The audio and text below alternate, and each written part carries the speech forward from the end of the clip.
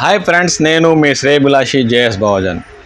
చిత్తూరు జిల్లా పుల్చల మండల పరిసర గ్రామాల్లో గజరాజుల ఘీంకారాలు కొనసాగుతూనే ఉన్నాయా అంటే అవునంటున్నారు స్థానిక రైతులు. ఈ మధ్యకాలంలో కొద్ది రోజులు విరామం ఇచ్చిన ఈ ఏనుగుల మంద గత 10 రోజులుగా కల్లూరు మరియు పరిసర గ్రామాల్లో పంటలపై దాడులు చేస్తూ రైతులకు తీవ్ర నష్టాల పాలు చేస్తున్నాయి. మామిడి పంట చేతికొచ్చే సమయంలో ఈ గజరాజులు కొమ్మలను విరిచి కాయలను రాల్చి రైతులకు తీవ్ర నష్టాల పాలు చేస్తున్నాయి. ఆ కథ అంటే మనం ఈ వీడియోలో తెలుసుకుందాం.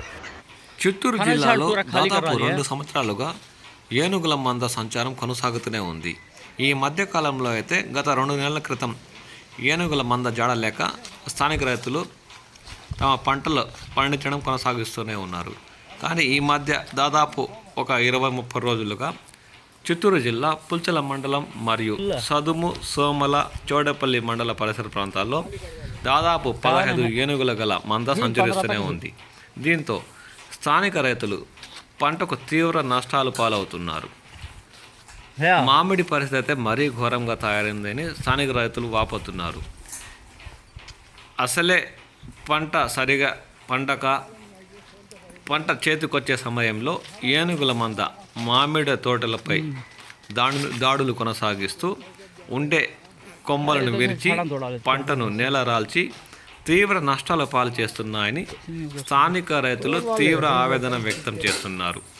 దీనిపై అటవీ శాఖ అధికారులు స్పందించి ప్రత్యేక చర్యలు తీసుకొని ఈ ఏనుగుల గుంపును దూరంగా తరిమివేస్తే కానీ తమ సమస్య తీరలేదని వారు వాపోతున్నారు.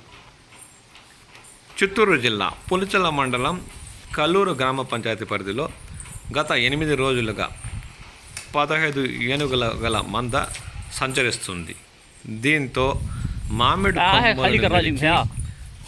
కాయలను నేల రాల్చడమే కాక టెంకాయ చెట్లను మరియు పనస, వరి పంట, వివిధ రకాల వ్యవసాయ పంటలను తొక్కి నాశనం చేస్తున్నట్లు స్థానిక రైతులు ఆవేదన వ్యక్తం చేస్తున్నారు.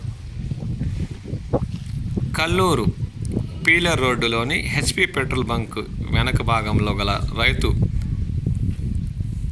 షాహుల్ అహ్మద్ మామిడి తోటలో దాదాపు టన్ను మామిడి కాయలను ఏనుగుల మంత నేల రాల్చిన దృశ్యాలను ఇప్పుడు మీరు చూస్తున్నారు.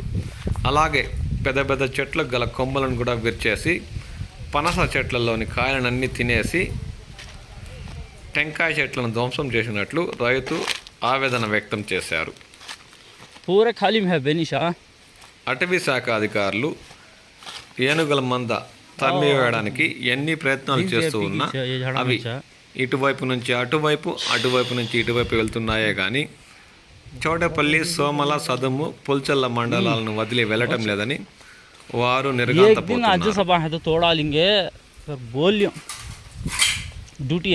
గజరాజుల దాడులతో ప్రతిరోజు రాత్రులు స్థానిక రైతులకు కంటి మీద కునుకు లేకుండా పోతుంది. కొన్ని చోట్ల అయితే నీటి సరఫరా కోసం మామిడి తోటలో ఏర్పాటు చేసిన పైపులను తొక్కి తుంచేయడమే కాక టెంకాయ చెట్లను అయితే వేళ్లతో సహా పెక్కిలించి వేస్తున్నాయి.